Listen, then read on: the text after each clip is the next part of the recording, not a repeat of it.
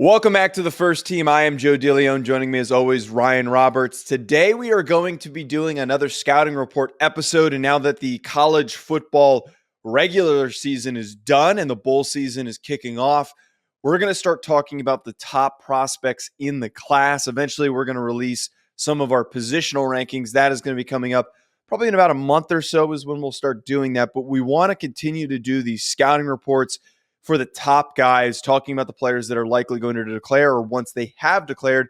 And of course, we're going to start off with two very talented receivers in a class that has a lot of receiver talent, that being Marvin Harrison Jr. and that being Keon Coleman from Florida State. Ryan, let's start off with Marvin Harrison Jr. because I think we already all really know who this guy is. Never heard the of level him. of talent. Yeah, right.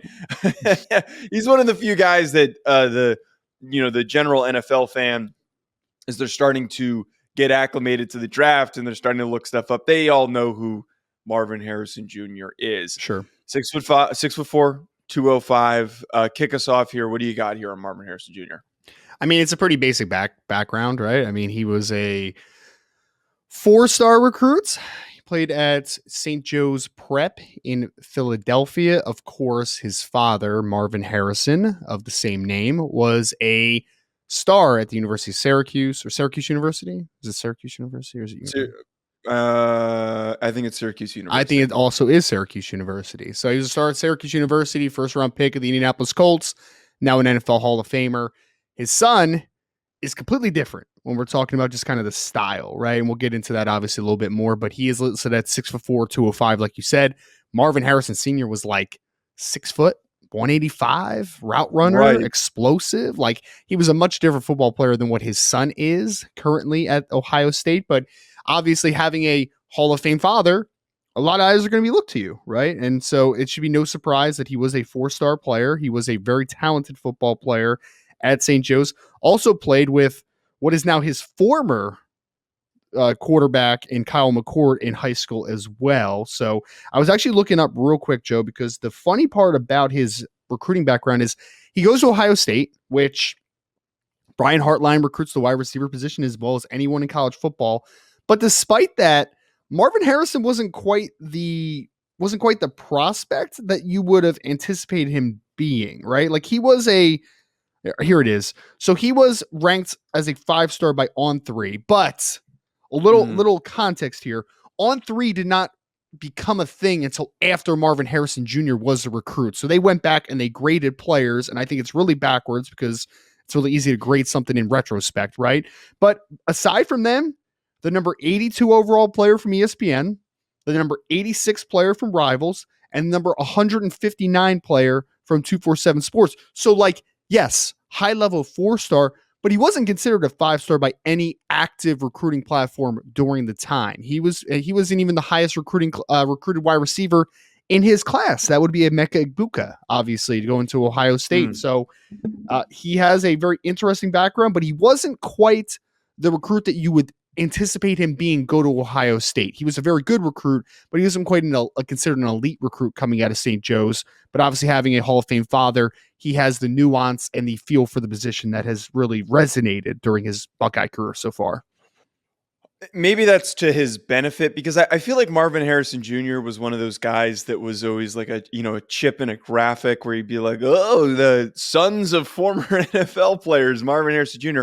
But there never was really, that expectation that everyone really was like, oh my God, this kid's going to be a crazy player at Ohio State. We just saw him start to get onto the field, and it's like, oh, look at these plays that he's making behind Chris Olave and Garrett Wilson and Jackson Smith and Jigba.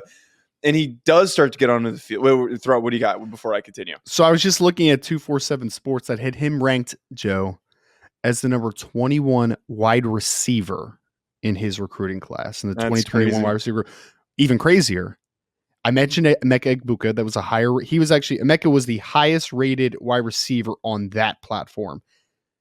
Marvin Harrison Jr. wasn't even the second rated wide receiver that went to Ohio State that year. Jaden Ballard was also rated higher than him, was the number 4. Who is that? I don't even know who that is. I think he has since transferred from Ohio State. But yeah, man, I mean, like, guys like Ja'Cory Brooks, Troy Franklin, the Hall kid that was at Alabama, I don't know how to pronounce his first name, Brian Thomas Jr. from LSU was ahead of him.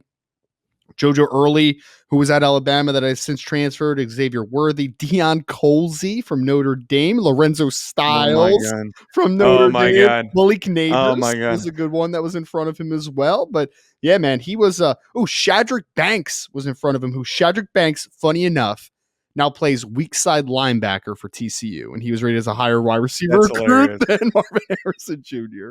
Fantastic. See, I don't think this is really good context, Ab, because I don't think a lot of people really know that this happened for Marvin Harrison Jr. because there's a lot of expectation for him to just have been this elite, highly lauded player his Yep. whole time playing college football. But to break him down as a player, Yes. as I said, 6'4", 205. He feels a little bigger than that. You know, he's got a very thick, wide frame. The length is tremendous. It's crazy to look back at how low he was graded and rated considering his strengths. This is an athletic freak. Like, this is a guy who accelerates at an elite level. He changes direction at an elite level. His route running is fantastic. There's one play, I believe it was against Michigan, that I posted where he just very fluidly has a double move in his route. He wasn't covered, but because of his fluidity and his double move, nobody could react to him quick enough as he catches the ball and then redirects a third time to then pick up a ton of yards after the catch. This is a complete wide receiver. I think that one thing that does need to be talked about, his hands aren't like perfect, guaranteed, like elite hands. I think that there's going to be other receivers that have more sure hands, and even the guy that we're going to talk about, I think, has one today, literally. Yes. Right, who has better hands than him. They're consistent. He's a very consistent catcher of the football. I'm not going to really call upon him, or not saying that I wouldn't call upon him, but I would not laud him for him being an elite jump ball contested catch type of guy. If anything, I think it's a tiny bit of a concern that he's not super high effort in those situations, because there's a couple times on film where you do see some low effort plays, which is concerning. I think it's just simply out of frustration because of how bad his quarterback was and how frustrating the offense was. But Marvin Harrison Jr., I'm just sorry. We need to work on the adjectives, man. His quarterback was not bad. Was it as good as it was the year before? No. But was it terrible? Come on, man. It wasn't bad. It was below average. Call it below average. I saw a kid that was average. that was clearly frustrated he wasn't getting the football, and there were a couple of games that he didn't have a lot of touches. Sure. And one wonders why that might have happened. Sure. I'm not going to go down that rabbit hole. Yep. But overall, though, just talking about him as a player, fantastic route runner, elite athlete, fantastic body control. This is somebody who steps right in, and I think immediately, and there's no doubt for me on this, is going to be a Jamar Chase type of production type player, depending on the team that he goes to. I would say that Marvin Harrison Jr. for me is one of the 3 to 4 guys in this class that has a legitimate argument to being the top overall player in the 2024 NFL draft. That's how I would kind of phrase him. You mentioned a lot of the reasons why, Joe, and I'll mention the 2 concerns I have about Marvin Harrison, and they're very minute concerns. They're not like deal breakers by any sort. At 6'4", with the incredibly long catch radius that he has, he can win outside of his frame. He can contort his body down the field and has incredible body control near the sideline. It's fantastic. He is also, this is where he gets it from his father, because his game is very different from his father, except for the fact that both were very meticulous route runners and it had extreme attention to detail. He is a great route runner for being 6'4". He's not incredibly leggy. He gets in and out of breaks well. He creates instant separation with his understanding of blind spots and how to manipulate defenders. It's fantastic, right? So all those things, it's wonderful. I'm talking about a 6'4" guy that has good speed, that has great body control, and has a great route running ability. That's a winner, and he catches the ball consistently. That's great. That's a 1,000-yard perennial 1,000-yard receiver.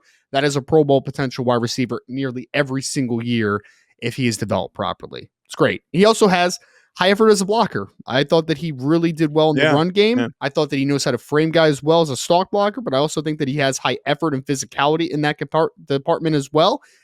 So there's not much not to like. The 2 things that I would say I am not, again, it's not concerns. It's where the negative column comes in on, right?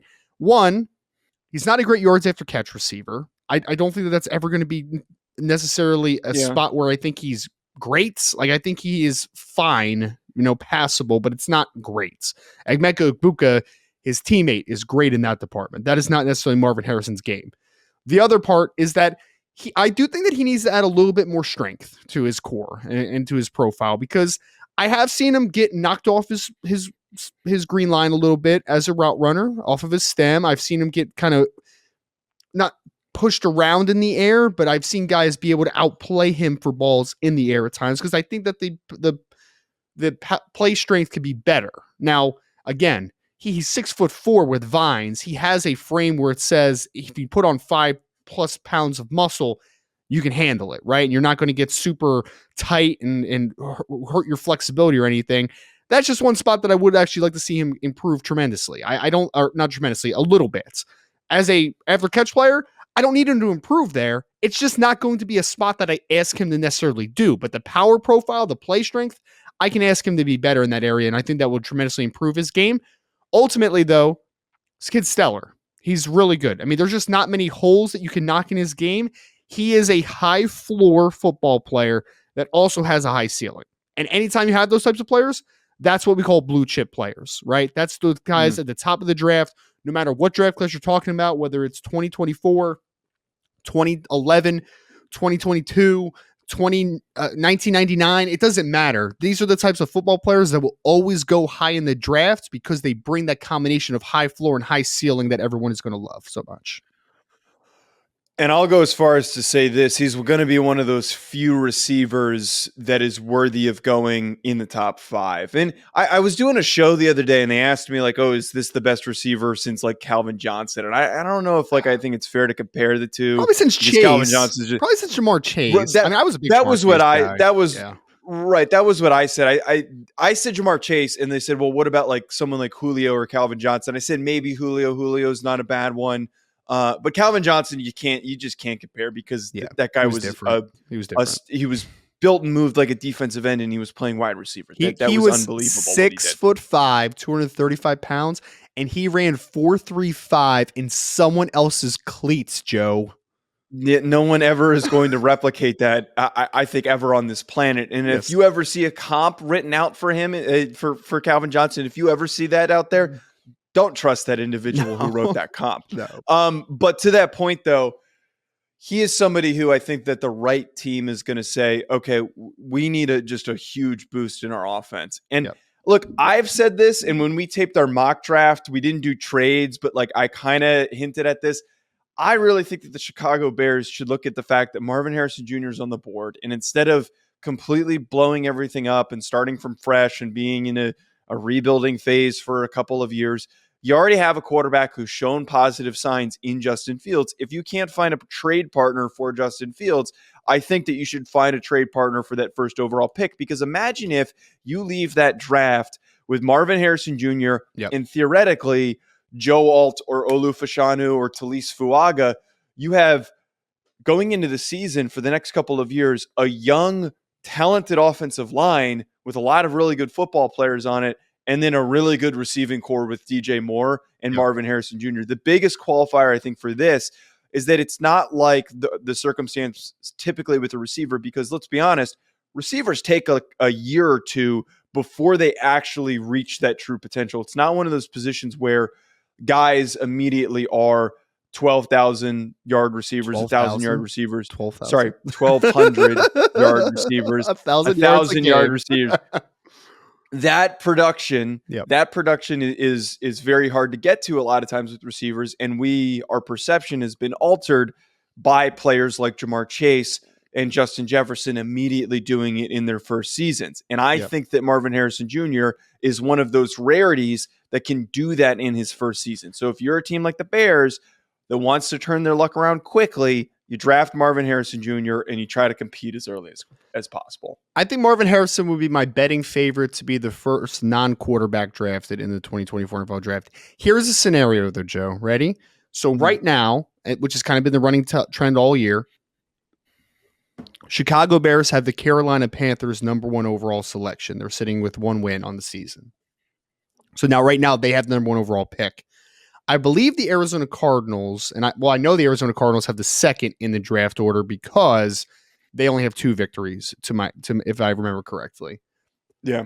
If the Arizona Cardinals somehow get the first overall pick, let's say maybe Carolina wins 2 games down the stretch for whatever reason. I don't know exactly how that would happen or why it would happen, but let's say that happens and the Arizona Cardinals have the first overall selection. It's a fascinating question of, because I don't think they move on from Kyler Murray. I think Kyler Murray is actually a pretty good piece to build on. Would you take Marvin Harrison Jr. As a first overall selection? Because that has not happened since Keyshawn Johnson in the 1999 draft, I believe, was the year that happens, which is absolutely insane that it hasn't happened in over 20 years. Like, it's been a long time. So the question is posed, would you take him with the number 1 overall pick? It was not 1999. It was close, right? 97? It wasn't 98. It wasn't 97. 96? It was 96. Oh, dang. But I'm way off. Yeah. Here's the difference, though, between that draft class and this year's draft class. Unless my eyes are mistaking me, there was not a single quarterback that was selected in the first round that year. So That's think crazy. That look, if I'm the Arizona Cardinals, I'm having that conversation in my draft room. Right. Absolutely. Yep. But I think that it is a gross mismanagement of draft capital to not try and get somebody to trade up, because you are in a position where this year I'm not going to say that they're generational quarterbacks. Sure. But they're 2 of the best quarterback prospects that we've had come out in a very, very long time. Any team that's not in the market for one of those quarterbacks has the opportunity to get multiple years worth of first round picks and later picks. So you gotta entice somebody to trade up before you make that decision. That is crazy, though, that not a single quarterback was taken. Joe, it's even worse than that. It's even worse than that. There was not a quarterback drafted in the first round. The 3 quarterbacks, and I say quarterbacks because there was actually another player that threw a touchdown in an NFL career that played running back, Mike Archie. There were 3 quarterbacks who had a touchdown pass in that 1996 draft class. Tony Banks, Danny Canal, oh my God, and Bobby Hoying. Those were the 3 quarterbacks that threw touchdowns in that class. That might be one of the worst quarterback classes, because I need to do a deeper dive on this, but that might be one of the worst quarterback classes in NFL history. That's awful. Oh, here's a great stat. Keyshawn Johnson in his career was 0 for 5 passing with 2 interceptions in his career. So there you go. Elite passing town. All right. Make sure you check out Bet Online for all of your sports betting needs. For anything that I do betting related, I go on over to betonline.ag and I use promo code BELIEVE50. BetOnline has all of the latest updated odds for the NFL and college football seasons. Anything you need, whether it's futures, live in-game betting, no matter what, your football betting needs are met at BetOnline. And again, make sure you use that promo code BELIEVE50, BLEAV50, to get a 50% welcome bonus on your first deposit. Bet Online, where the game starts.